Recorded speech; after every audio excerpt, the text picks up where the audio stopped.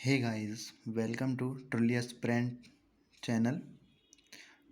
Here today's I'm going to discuss about CPU scheduling algorithm. So first one, there are four types of CPU scheduling algorithm. So first one is FCFS, first come and first serve. Second one is SJFS, shortest job first scheduling. तीसरी होती है priority algorithm and fourth one is round robin. So let's discuss about important facts about FCFS.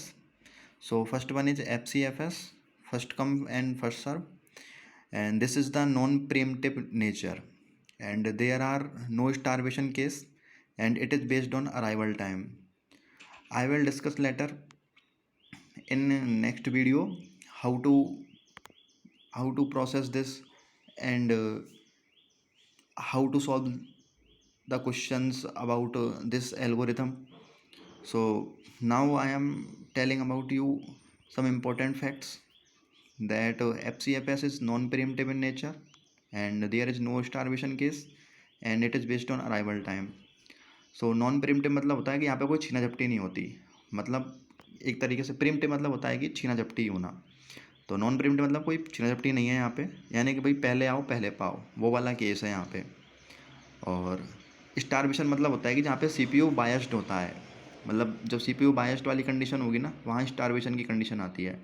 दूसरा होता है shortest job first scheduling, ये बस time पर dependent होती है, ये नॉन प्रिम्प्टिव नेचर की होती है, यानी कि यहाँ भी कोई मतलब छीना झपटी नहीं होती है और इसमें स्टारवेशन का केस होता है, यानी सीपीयू बायस्ड हो जाता है यहाँ पे.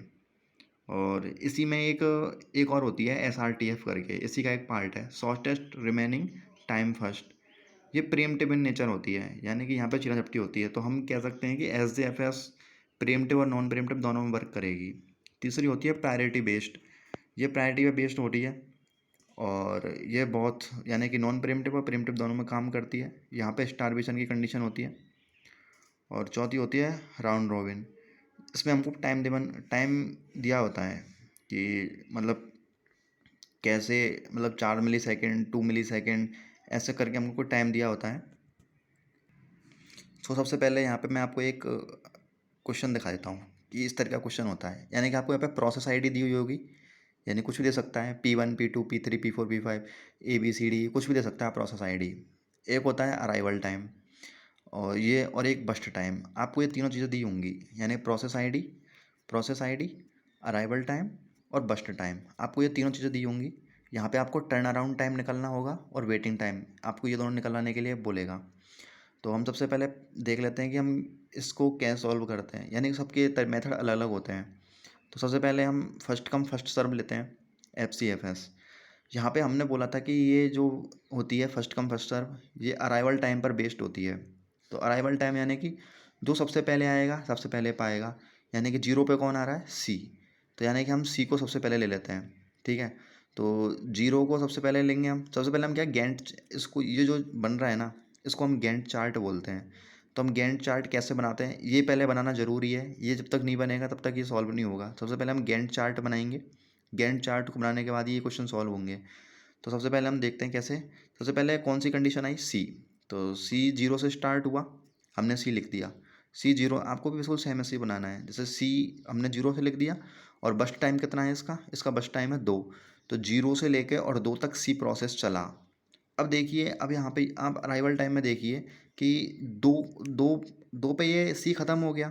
अब 2 से कोई प्रोसेस स्टार्ट है क्या यहाँ पे, अब यहाँ पे तो कोई 2 से प्रोसेस स्टार्ट है ही नहीं, यानी 3 से स्टार्ट है. तो यानी कि 2 से लेके और 3 तक जो CPU है वो खाली रहा होगा, यानी कि हमने डैश छोड़ दिया यहाँ पे. ठीक है, उसके बाद फिर हम देखते हैं कि 3 पे, अब 3 पे कौन सा प्रोसेस आया है, 3 पे प्रोसेस आया है A. यानी कि 3 से चला और बस टाइम कितना है उसका 4 तक, यानी कि 3 में हम 4 जोड़ देते हैं तो वो 7 तक, यानी कि A जो प्रोसेस है वो 7 तक चला. ठीक है, अब एक चीज़ देखिए कि यहाँ पे क्या है, 7 तक में है ना सारी प्रोसेस आ गई, यानी कि जो 3 5 0 5 4, यानी कि 7 तक ये सारे, 7 के अंदर ये सारे कुछ आ गया, क्योंकि 2 तक तो कुछ था ही नहीं और 2 से 3 में कुछ चला ही नहीं. अब 3 से 7 के बीच में यानी कि सारी प्रोसेस है आ चुकी है.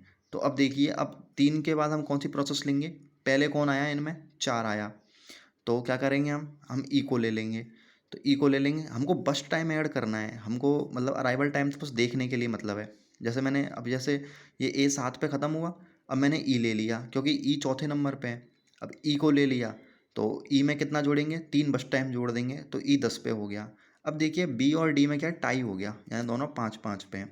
तो हम प्रोसेस आईडी के अकॉर्डिंग चलेंगे। अब प्रोसेस आईडी में बी सबसे ऊपर है, बी ऊपर है और डी नीचे। तो बी ऊपर है तो बी को पहले ले लेंगे, तो 3 जोड़ देंगे हम 10 में, तो 10 और 3 13 हो गए। ठीक है, फिर उसके बाद फिर हम प्रोसेस आईडी के अकॉर्डिंग चलेंगे। अब लास्ट प्रोसेस बची डी, तो डी को ले लिया, उसमें 1 जोड़ दिया तो 14।